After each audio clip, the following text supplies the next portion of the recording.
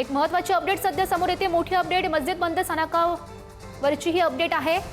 4 प्रवासी लोकल मधून खाली पडल्याचं समजतंय। मस्जिद बंदर स्थानकाजवळ ही घटना घडलेली आहे। आताची ही महत्त्वाची आणि मोठी अपडेट सध्या आपण बघू शकतोय।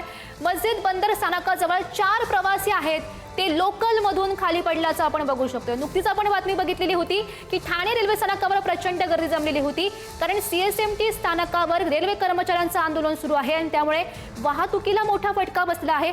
त्यातच आता सध्याची ही महत्त्वाची आणि मोठी अपडेट समोर येते आहे। मस्जिद बंदर या ठिकाणी लोकल मधून 4 प्रवासी खाली पडल्याची माहिती सध्या समोर येते आहे।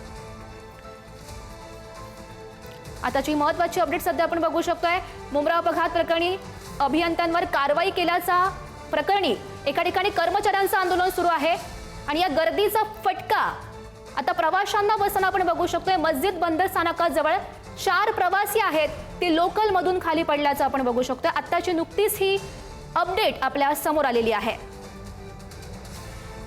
ही दृश्य आपण बघू शकतोय। ठाणे स्थानकावरची दृश्य आहेत। मोठी गर्दी जमलेली आहे, मोठी गर्दी उसळलेली आहे, कारण सीएसएमटी स्थानकावर रेल्वे कर्मचाऱ्यांचं आंदोलन सुरू आहे। मुंब्रा अपघात प्रकरणी अभियंत्यांवर कारवाई केलेली होती आणि त्याच प्रकरणी रेल्वे कर्मचारी हे आक्रमक झालेले आहेत।